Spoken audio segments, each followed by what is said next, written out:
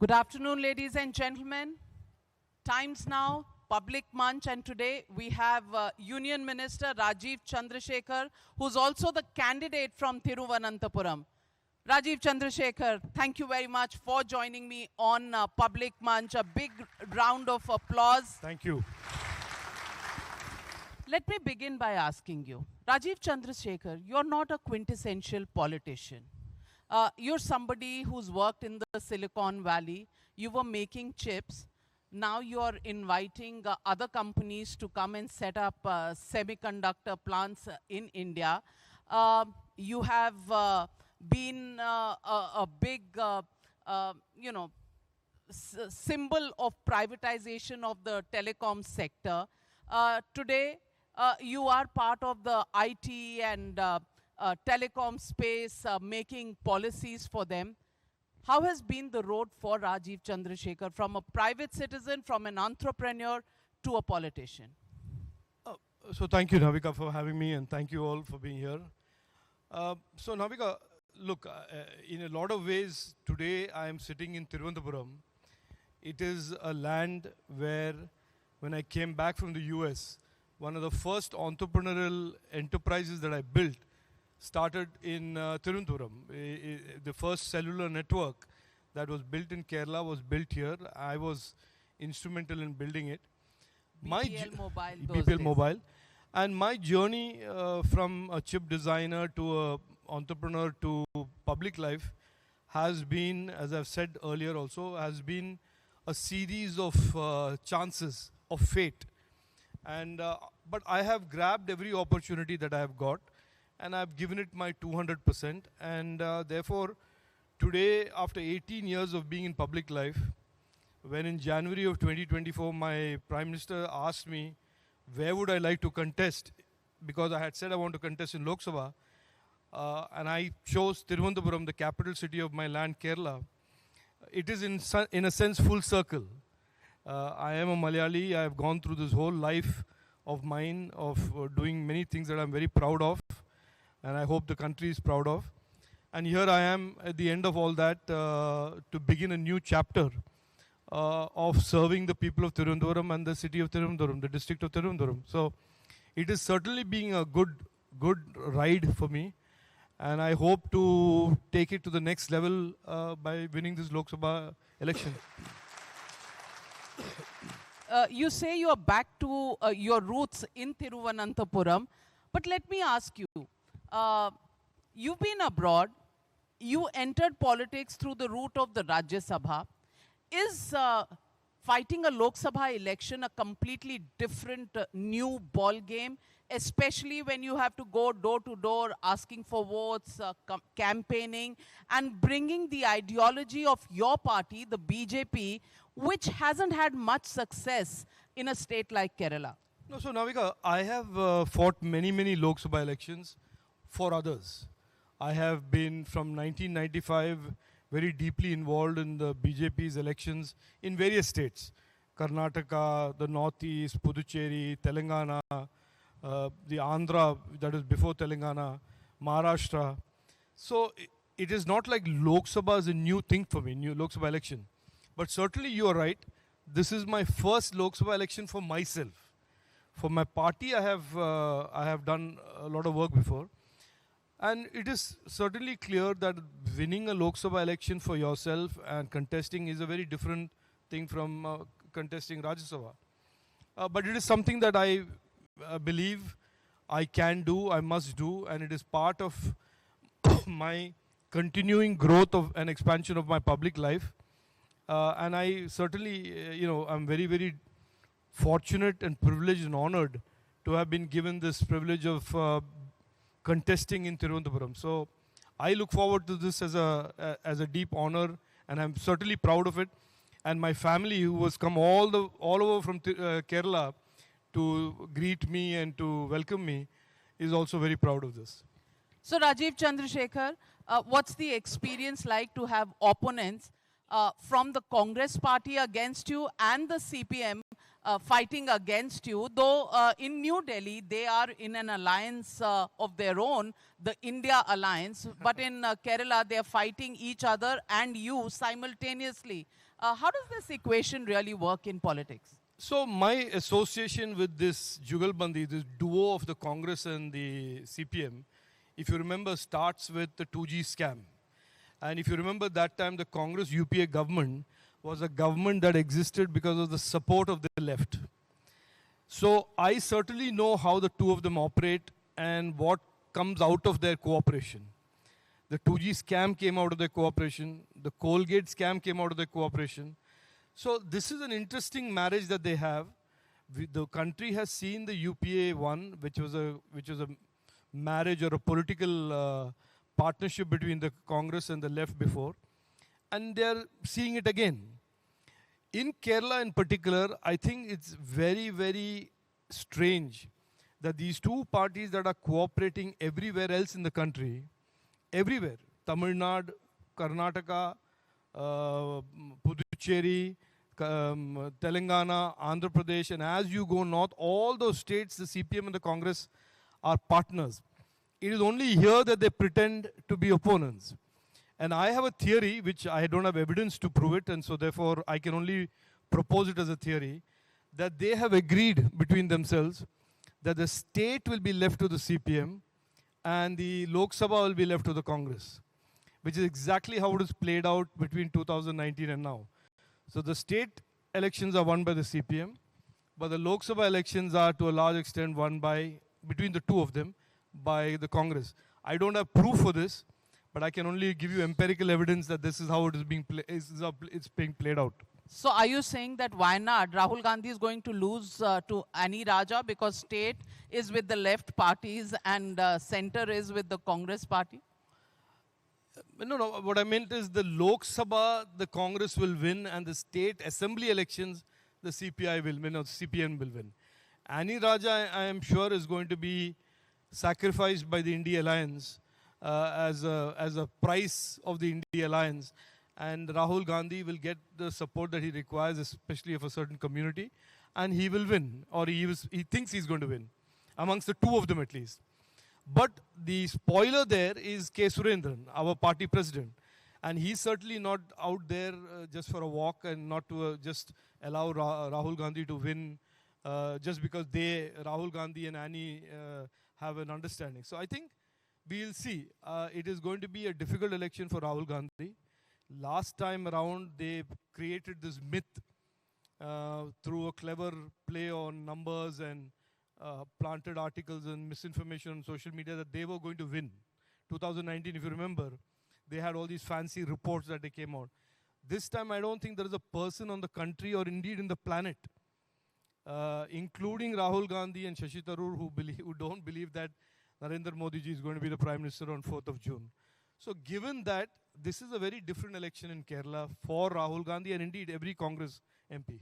Are you saying Shashi Tharoor is going to be on the back foot after contesting and winning 3 elections in Thiruvanananhpuram and almost going out there and saying this might be his last Lok Sabha elections? Do you think Shashi Tharoor is a formidable opponent to have this election? No, look, I don't want to comment on him, and I made it a point from the 4th of March when I came here that I don't want to make this election about personalities. I am certainly working very hard to make this election, as election should be, about the future of Thiruvanananthapuram and who is most likely to contribute to the future of Thiruvanananthapuram. Which party, when given an opportunity, serves the people best? Which party and which leadership, when given the opportunity by people to serve them, does something for them and improves their lives? So that is how I am campaigning about development, about progress, about jobs, about investment, about skilling. So it's the people of Thiruvananthapuram who have to decide whether they are happy with the last 15 years or not. From my visits and my travel across the constituency, I see many signs of problems that were not addressed and resolved in the last 10, 15 years that have now become big problems that could have been addressed but have not been addressed. I am seeing many things that are great potential for Thiruvananthapuram that have not been capitalized, that could create investment, that could create jobs, that could create so many opportunities for a younger youth generation. So I have a clear vision of where I think Thiruvananthapuram should go. The last 15 years, it's for the people of Thiruvananthapuram to decide whether they think anything has happened. 15 years in politics is a lifetime. Cities transform for the better, cities go to the next level, districts can really grow. 10 years of Narendra Modi ji have shown how a country can transform itself. We were the 5th most fragile economy, we've become the 5th largest economy.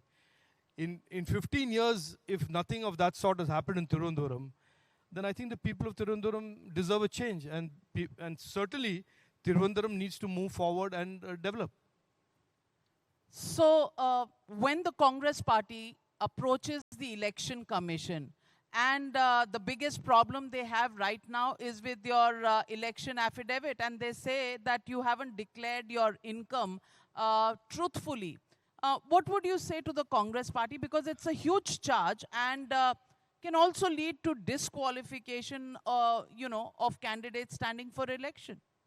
So my response is what I said when I came here first in March, that I will not be distracted by what I knew and what I anticipate is Congress's old strategy, which is always 2014, 2019, 2024. They have a go-to strategy, which is to take a half-truth, embellish it with a lot of lies, and then spin it as a fact. This has happened on numerous occasions. We've seen it across the last 10 years, multiple occasions targeting multiple people. My own view about this is that they are absolutely entitled to their opinion and views, and they can use the process of law to adjudicate any concern that they have. As far as I am concerned, I have spent 18 years in public life. I came in from a non-political background, and I have had a blemish-free track record. I did not have to resign from a ministry because of my wife's interest in an IPL team. I did not have to be sacked from the government. So I've had a blemish-free, without a black mark career in politics. As far as my assets are concerned, my assets are absolutely, accurately, correctly disclosed, as has been for the last 18 years. As far as my income is concerned, for that one particular year that the Congress is very, very upset about, that year I had only income as a minister of the government of India.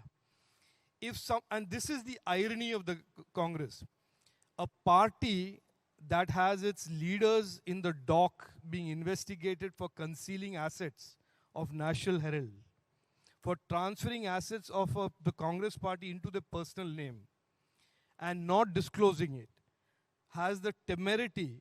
I mean, irony died when they do these kind of things. And irony goes into the grave and rolls in its grave when they accuse people like me of not disclosing assets and income tax. I am a person today who has chosen to only have a minister's income. And I did that as a conscious choice. And for that, they have a problem. I can't certainly solve their problems. I can't solve that they have a problem that I live a life of integrity. I certainly can't live like them.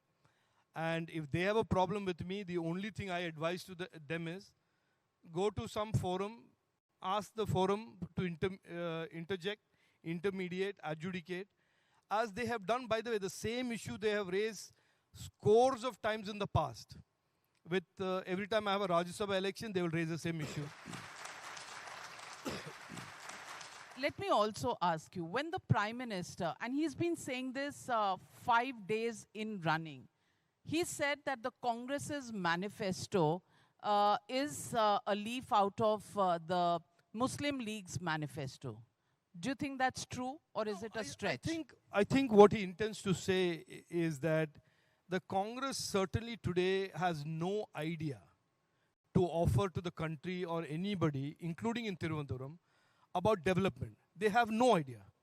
If you look at any Congress leader today, including the gentleman in Thiruvananthapuram, they will only talk about beef, they will only make up stories about CAA, and they will characterize the Manipur violence in a totally distorted manner.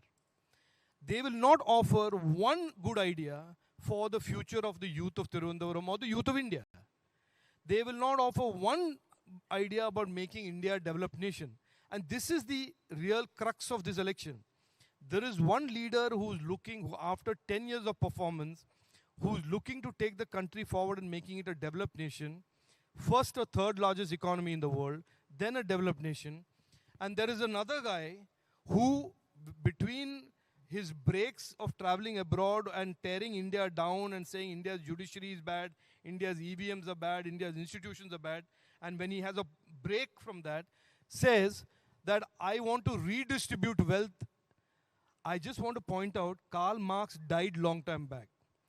Russia and China, who used to be the believers in Karl Marx and Marxism and communism, long ago buried that ideology. And I think that buried ideology is now finding its way back into the Congress party. So the Prime Minister has shown through the last 10 years that that poison, that propaganda that had been spread is false. And I am certainly now today engaging in a far more open manner with members of every community and saying we are here to serve everybody. We are here, and our Prime Minister says he is the Pradhan Sevak, and we are all his deputies, his assistants, and our mission is to serve the people of Thiruvanananthapuram and regardless of caste, color, creed, religion, gender. Well, the audience clearly seems to support that idea. So let's take a round of audience questions here. Anybody in the audience, because Pubic Munch is not only about me asking the questions, but also you, the audience, you, the viewers of Times Now, to ask your questions. And I see a hand going up here right in the front row. Can we please pass on the mic here and give the opportunity to this gentleman here to ask the question? Good afternoon, Rajeev and Navika. Nice to see both of you in close proximity. I think Rajeev's candidature has evinced a lot of enthusiasm. I hope it sustains on, and we are finally seeing a bit of light at the end of the tunnel in Trivandrum. You know, I myself, I'm Dr. Jayashekhar. I'm a plastic and cosmetic surgeon. I was trained in the UK. I came back I followed his footsteps. I came back here. I started my own cosmetic surgery center. And we have a common topic. I think we already mentioned about health tourism. And I think it's in his plans. Rajiv has got a 5-year card. I think he has got a card. And health tourism ranks as one of the favorite programs. But my question is, Rajiv, we have to develop a lot of other things because Trivandrum Airport is still in its infancy. Because when I started my career in Trivandrum, I used to get a lot of health tourism patients from the nearby countries like Maldives, Sri Lanka, and even from Europe. Now, the number of flights coming to Trivandrum are very, very less. Forget about flights from abroad. Even from domestic flights, even from your Bangalore, look at the number of flights that come to Trivandrum and look at the number of flights that go to Kochi. And Kochi has got a clear, established supremacy over us on that. That's one thing. And second thing is infrastructure.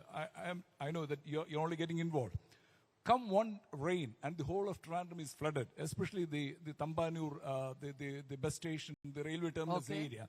And these health sector patients who come from abroad, they've told me it's a very, very pathetic situation, you know, when they have to literally swim across the tide to go to the public bus station or to a railway station. So these are sort of things that we ignore. I mean, we are creating platforms, we are going abroad, we are giving talks, we are bringing people from abroad. Fair questions, infrastructure as well as number of flights coming in. No, I think this is a very legit question because an airport can expand and people who operate an airport will invest in its expansion if there is a perception that traffic will grow. And traffic will grow if the underlying economy is poised for growth. The problem, if you dispassionately look at Thiruvanananthapuram, in the last 15 years, 10 years, whatever metric you want to use, Thiruvanananthapuram has received little or no private investment. And so if there is no private investment that is creating jobs and gross value added and local economy is growing, it is no longer a hub for tourism. It is no longer a hub for tech. So then why would an airport operator or indeed an airline invest in more aircraft and more airport capacity? So we have to bell the cat where the cat needs to be belled, which is to create a perception about Thiruvananthapuram that it is a growth economy, that investors favor it as a destination, that technology and tourism and knowledge and fisheries and all of these industries can grow here. And then automatically these things will happen. The infrastructure capacity will be created. As a member of parliament, as a minister, I have certainly got the ability to tell airlines to increase flights. I will certainly lean on the airport operators to improve the capacity of the airport. But they will finally come back and say, but we've improved the capacity of the airport, where is the demand?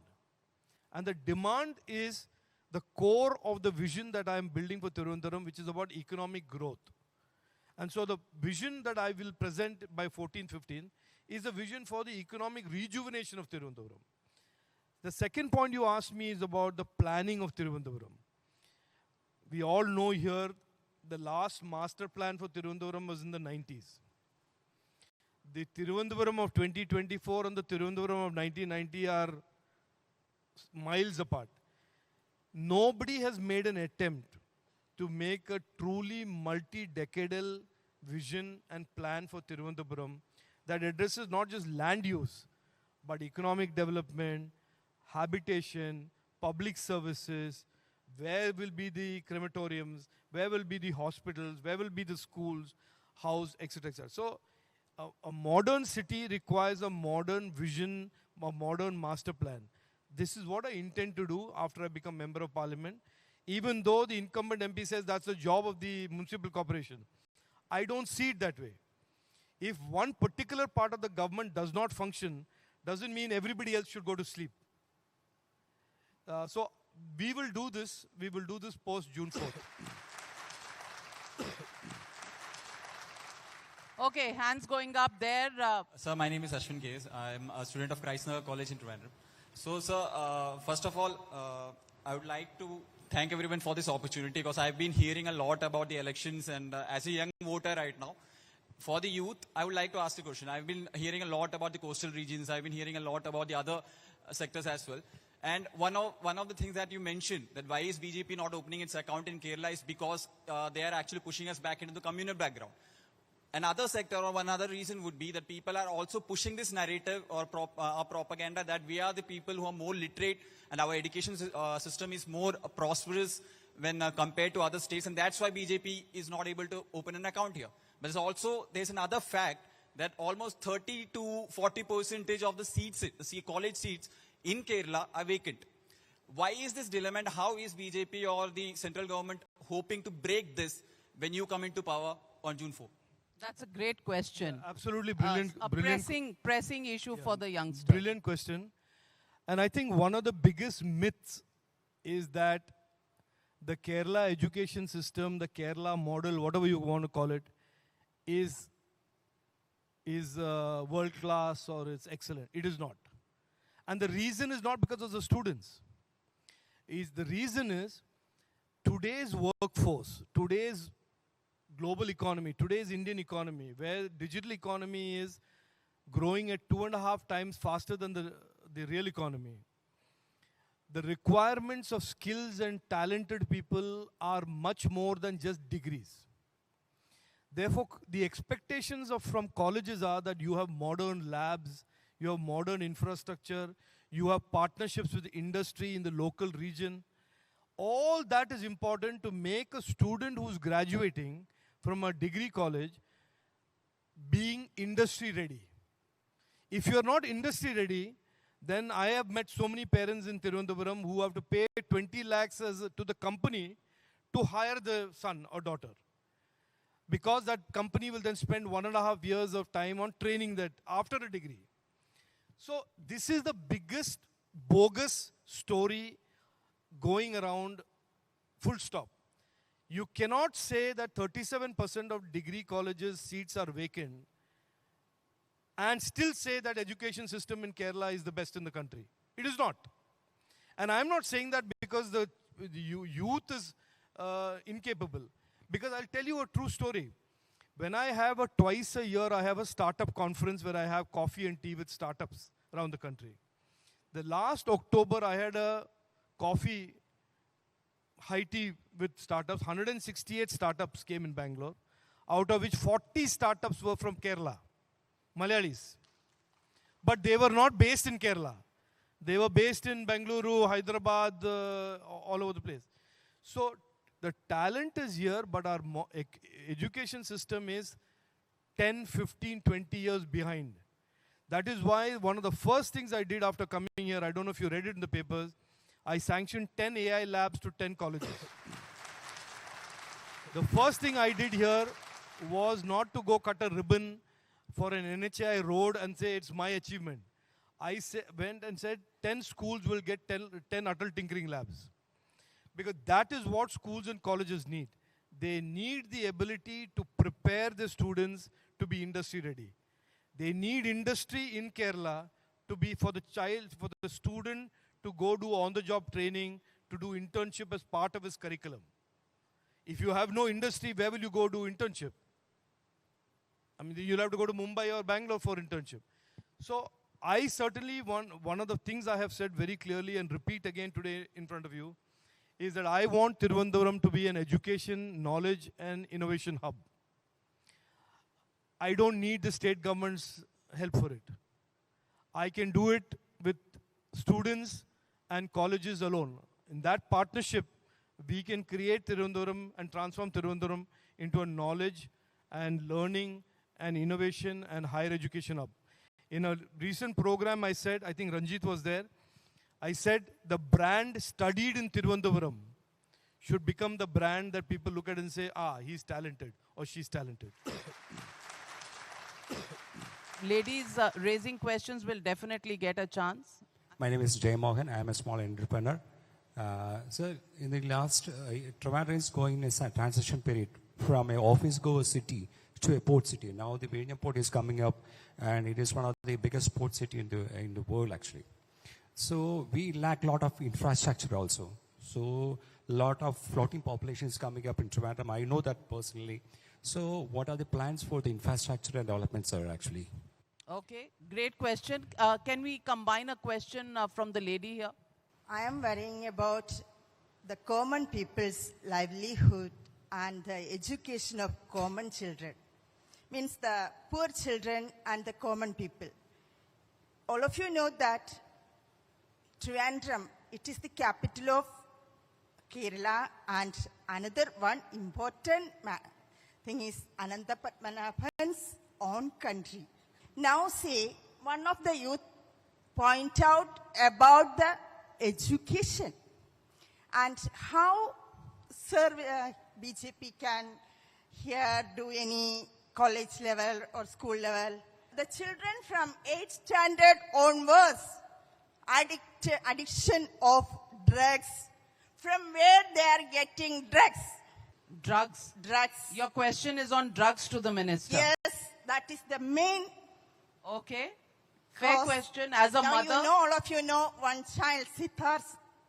Yes. Well said. And any mother would worry about their children. And Rajeev, the question is about politics, where even the governor is a victim of politics, number one. And number two, drug supply, and what can the government do? No, on drugs, look, almost every coastal state and states with borders are vulnerable to drug smuggling. Our Home Minister has made this a national priority. He is working on improving coastal policing and customs and all of that. I certainly agree with the lady. I also have young children, that it is one of the most important priorities for our country to ensure that our youth are not falling prey to this evil scourge of drugs. And it's a combination of education, it's a combination of making sure they have productive work and they have jobs and they have... So in Kerala, the issue is compounded by the fact that there is high unemployment, there is low investment, and it is easy for drugs to come in because of the coastline. So I think not just coastline, but because of the lot of complicit interests in the state. So we will fight this, but it's certainly not something that is going to be done like that. It is certainly a priority for the government of India. The gentleman there who asked me a question now, because it's been a while, I forgot the question. What is the question? Infrastructure, port city. Oh, yeah, okay, I got it. Now, I consider this a very important question because of the following reason. A port-led development city, an ideal model is Singapore, Dubai. Many of these cities are essentially port-led development. These are cities that started as ports and now have become vibrant metropolises and vibrant economies. But if you understand how port-led development works, there is a port and there is an investment climate which attracts manufacturing investments into that area. If you have just a port that becomes a transshipment port, then you don't have much benefit to the Thiruvanananthapuram economy. Therefore, it's extremely important that, and I plan to make this one of my priorities, that the port becomes a port-led development model for the whole of Thiruvanananthapuram, and not just becomes a transshipment port with some opportunities around the port, which means we must have manufacturing investments come here and taking advantage of the port, not just having South Tamil Nadu taking advantage of the port. A lot of people say, let us have highways between South Tamil Nadu and the port, which is good, we must do it. But that means this manufacturing sector will go to South Tamil Nadu. All these investments in electronics manufacturing, we should bring it to Thiruvanananthapuram. Because the advantage for them will be that you have a port here. So I have said that, I have argued this case that we must look at what port-led development means for the entire Thiruvananthapuram area. And that is something of a blueprint that I intend to do with the port operator, Government of Kerala, Government of India, and citizens groups, to have a discussion with them to create a blueprint for the next 10 years. What does that port mean to a resident of Thiruvananthapuram, a youth of Thiruvananthapuram, and a youth of coastal Thiruvananthapuram? All of them should be stakeholders in the future of the port and vice versa. I think somebody has done a very smart job of editing that, because that was a longish conversation that started with Tharoor, the incumbent MP, accusing me of buying votes. Look, I will not let anybody, and Navika, you know me and my record by now, nobody can trespass into defaming me and expect me to just give them a free pass. If you say something about me and my integrity, you better be ready to stand up and substantiate it. Otherwise, I'll come after you.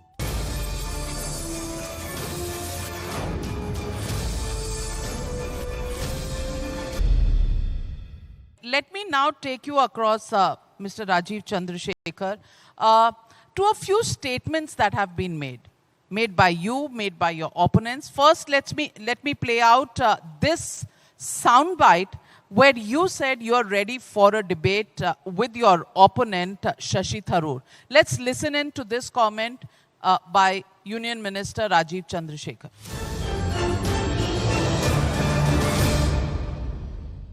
ഞാൻ തയ്യാറാണ് debate ചെയ്യാൻ ideas, development, വികസനം, ആരുടെ performance track record എന്താണ്, അതെല്ലാം ചെയ്യാൻ ഞാൻ തയ്യാറാണ്. ഞാൻ ആദ്യം പറഞ്ഞിട്ടുണ്ട്. So when you say you're ready for a debate on ideas, development and performance, are you saying you'll steer away from questions that may be asked of you, of your biggest alliance partners, as the opposition refers to them, the ED and the CBI?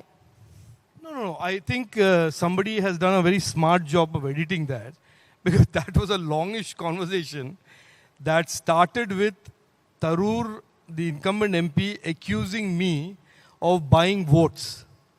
And I said in that conversation, which somebody has very selectively edited, congratulations to whoever has graduated from the editorial school, that if he thinks that he can make an allegation like that and draw me into and distract me away from my core campaign of development and progress and investments and jobs, he's mistaken. Number one. Number two, I said if he makes these baseless allegations and implies that there are communities, you know what he said? He said there are social and religious communities that are being bought by Rajeev Chandrasekhar. So I said he should then disclose the names of which communities, which social organizations, and as an MP who's been here for 15 years, he should also disclose, has he done these deals before? And then I went on to say, if he apologizes for all this, I'm prepared to have a debate with him on all other issues. So whoever has edited this needs to get a gold medal for selective editing. But are you ready for a debate with Shashi I am Tharoor? ready for a debate after he first explains. Look, I will not let anybody, and Navika, you know me and my record by now, nobody can trespass into defaming me and expect me to just give them a free pass.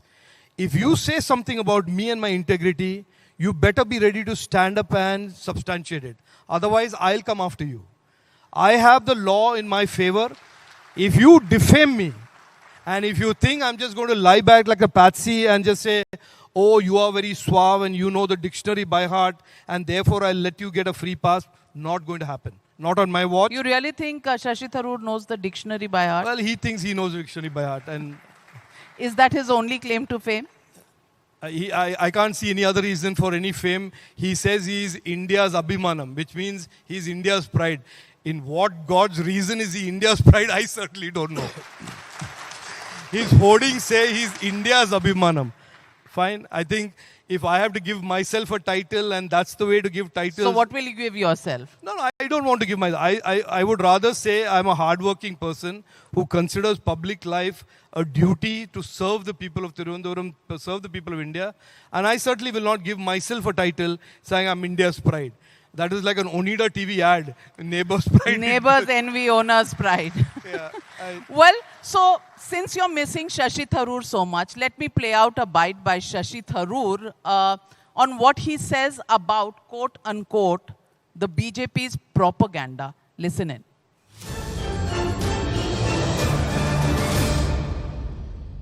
To be honest, that's utterly shameful because when the Kerala story came out, everyone pointed out this is not the real Kerala story. It's a state of social harmony and coexistence. It is not a state that is some sort of mini Pakistan as the film tries to show. Eyes of this film are being officially circulated in official broadcaster. It's truly disgusting. It's propaganda at its cheapest and worst.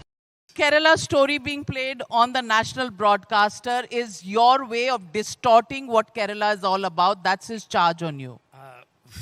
I can't. It's head scratching for me how people develop these issues, then cling on to it and amplify it. Last time I checked, Article 19 guaranteed free speech. These are so-called people who supposedly defend the Constitution all the time. Article 19 is the guarantor of free speech. The CBFC has certified that movie. Now, if that story or that part of history makes some people in the Congress uncomfortable, it can't be the case that the rest of the country shouldn't watch it. There is a lot in the history. But then free speech would also apply to the BBC documentary. No, that's that fine. Was banned. But the BBC is not an Indian citizen. I mean, the last time I checked, this applies to Indians. The Constitution applies to Indian citizens, last time I checked. I mean, if you now have Al Jazeera and the BBC saying, I have the right to free speech because in India there's a right to free speech, no foreign broadcaster today has a right to walk into India and say whatever they want, including those from Hamas, and say that I have the Indian constitutional protection of free speech. So That's pretty funny. I also want to know what do you think about Rahul Gandhi. Let me play out what you have once said about Rahul Gandhi being in some la-la land, and then let me come back to you and ask you, what is this la-la land that you're talking about? Listen in to Rajeev Chandrasekhar. Rahul Gandhi lives in this lala world, in my opinion, where he thinks that everything that he says is predicated by nobody understanding the truth and that he can get away with these atrocious lies. People of India are wise enough. They understand the truth. They understand what Rahul Gandhi's politics is about. So what is this la-la land? What is Rahul Gandhi's politics? Look, I'm a reasonably intelligent person. I think I understand what people say. But I don't get what he says. And it's not for want of trying. For the first 100 times when he said, I researched psychology, I researched physics, chemistry, math, Jupiter escape velocity, potatoes turning into gold, I looked at metaphysics, chemistry. And then I always came back thinking, either this man is just plain genius, where nobody else has discovered this genius, or he is this utter, person who's living in some fictitious imaginary metaverse of his own. And I've now come to the conclusion that a lot of what he says is really dangerous, really divisive, and really foolish, because somebody is feeding him this stuff, and he has now entered into this realm where he believes that he is being very intelligent and very, there is a whole thing called Dunning-Krueger effect. I don't know if you know what Dunning-Krueger effect is. Dunning-Krueger effect is when a man who is not terribly bright is told that he is very bright and starts believing he is very bright. That is the Dunning-Krueger effect. That's being rather unfair to Rahul Gandhi.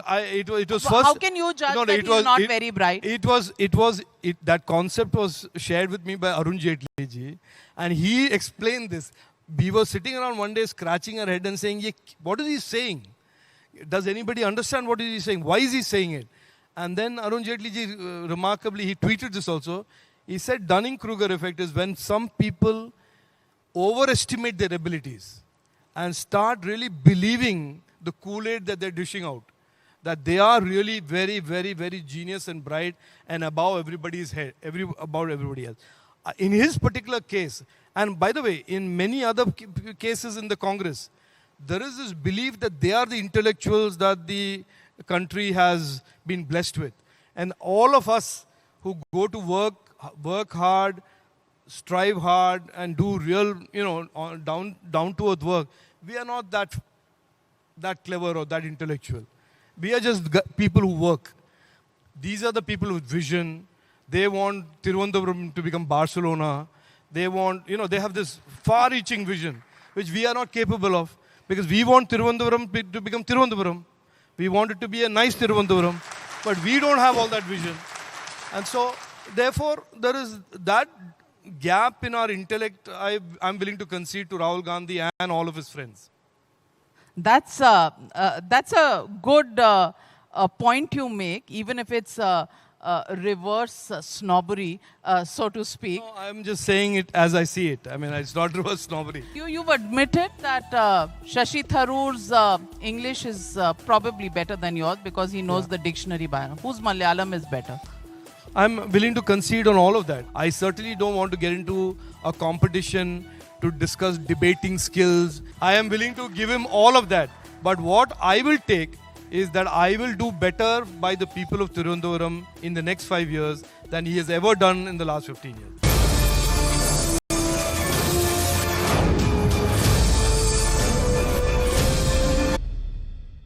Let me just get into a rapid fire round with you.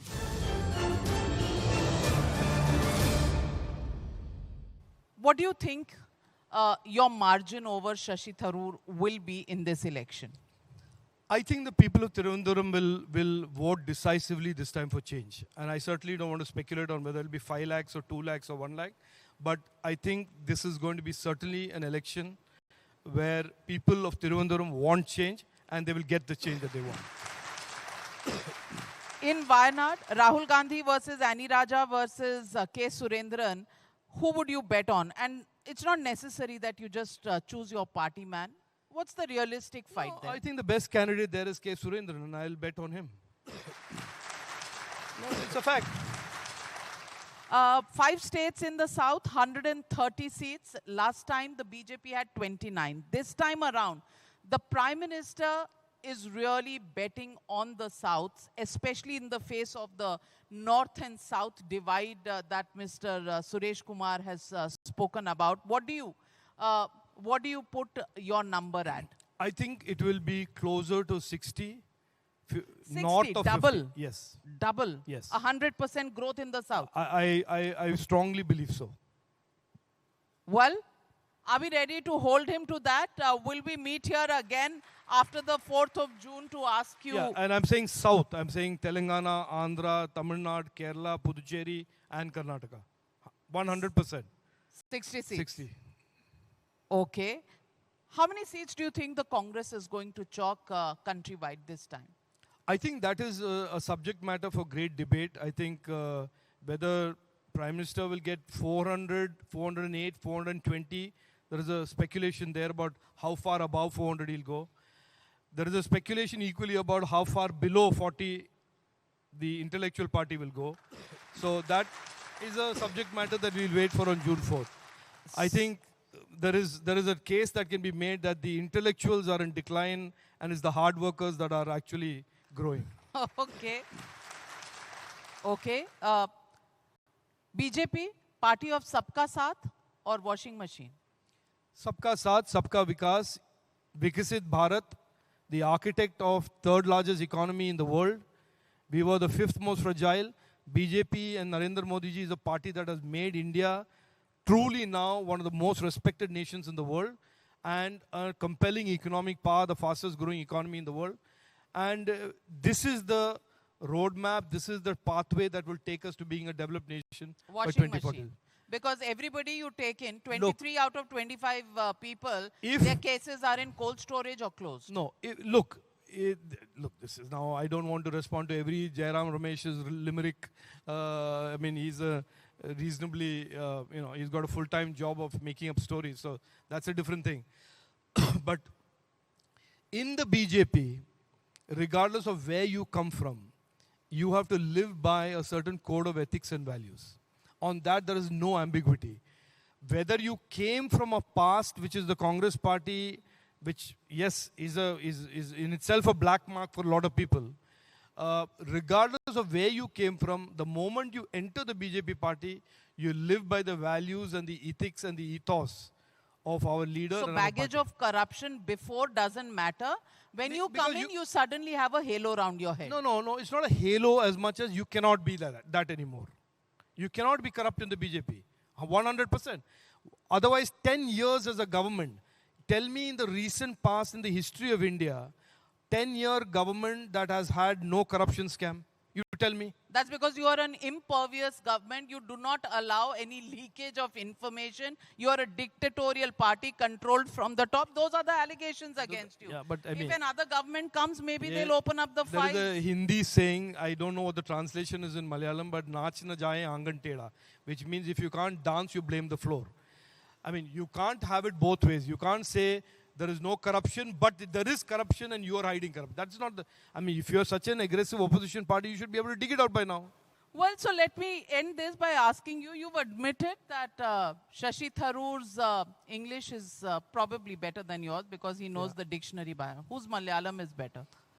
I'm willing to concede on all of that. I'm willing to concede. Somebody asked me, I think on the 7th of March when I reached here, he said, how will you compete with a Vishwa Pauravan? Vishwa Pauravan means global leader or global person, global man, which is how he fancies himself. And I said, I have no intention of doing that.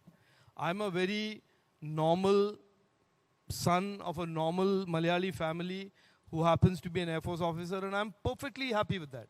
I certainly don't want to get into a competition to discuss debating skills, St. Stephen's debating versus Kendriya Vidyalaya debating. I don't want to get into all that. I am willing to give him all of that. But what I will take is that I will do better by the people of Thiruvanananthapuram in the next 5 years than he has ever done in the last 15 years. That I will take. Well, Rajeev Chandrasekhar, thank you very much for joining us. Public being a sport, taking questions from the audience. A big round of applause. Thank you very much. It's been a pleasure to host you. Thank you very much.